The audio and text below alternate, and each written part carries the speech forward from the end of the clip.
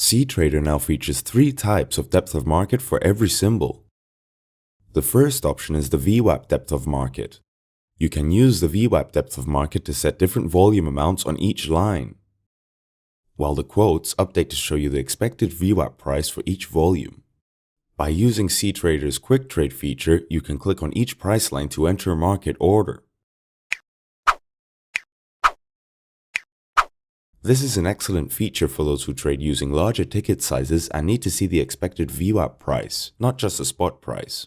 The second depth of market type is the standard depth of market, which simply shows a list of all incoming price quotes, the liquidity available for each price, and a graphical representation of the liquidity, so you can see at a glance what kind of liquidity is available for each symbol and each price.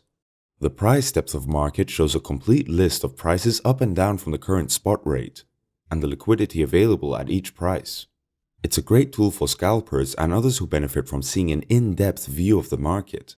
You can use each price line to place sell stop, sell limit, buy stop,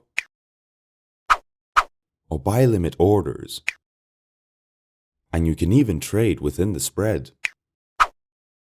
You can then continue to manage your trades from the price depth of market by closing open positions or cancelling orders.